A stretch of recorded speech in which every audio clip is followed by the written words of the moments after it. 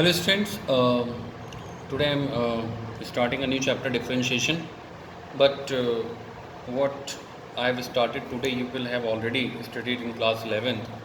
So first of all I will suggest you to solve your fundamentals from class 11th, your exercises.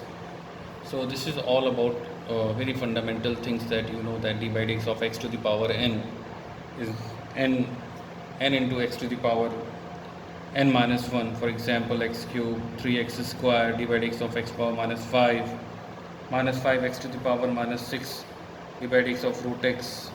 I have told you that this kind of things you have to just learn as a formula, otherwise this is d by dx of x to the power 1 by 2, right? D by dx 1 upon x, I have told you that you have to learn as a formula, d 1 upon x minus 1 upon x square. Otherwise the method is that d by dx of x to the power minus 1 and then minus 1 x to the power minus 1 minus 1 to the power minus 2, and hence minus 1 upon x square. And d by dx of sin x is equal to cos x. I am taking one example, d by dx of x power 5 sin x to the power x. You know, d by dx of x to the power 5 d by dx of sin x d by dx of 2 the power x. X to the power 5 is 5x power 4. From this formula, d by dx of sin x, directly you know that this is cos x.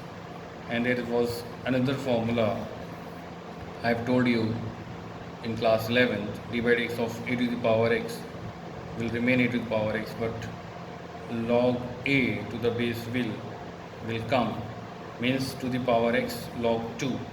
You can in place of a there is 2, so you can see that what I'm talking about, right? Okay, now if you see the further things over here, the further development, there were in class 11th there were product rule and the quotient rule. The product rule was that leave the first function and differentiate the second function, take the second function and differentiate first function, right? For example, d by dx of sin x into e to the power x, leave sin x, differentiate e to the power x, then leave e to the power x, differentiate sin x. You know that d by dx of e to the power x, e to the power x, sin x will remain as it is, e to the power x, e to the power x, d by dx of sin x is cos x. Now differentiation has been done. This is just a simplification, taking e to the power x common, sin x plus cos x. And there is a quotient rule as well as fx upon gx. So denominator is square, put the denominator over here, differentiate the numerator, then minus, leave the numerator and you have to differentiate the denominator. Okay, in product rule there were plus, over here minus, and then you have to start from the denominator. First leave the denominator and differentiate numerator, right? I have taken this example, tan inverse x upon root of sin x. In class 11 you will get introduced by a new formula, d by dx of tan inverse x, that is 1 upon 1 plus x square, because inverse trigonometry you have done.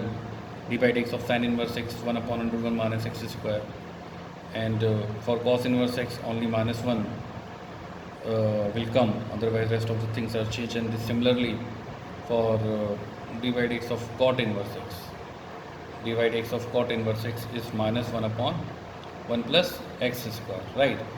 So again I am applying the formula, d by dx of tan inverse root of sin x, just square the denominator and put the denominator, leave the denominator, I mean to say, and differentiate numerator, minus, leave numerator and differentiate denominator.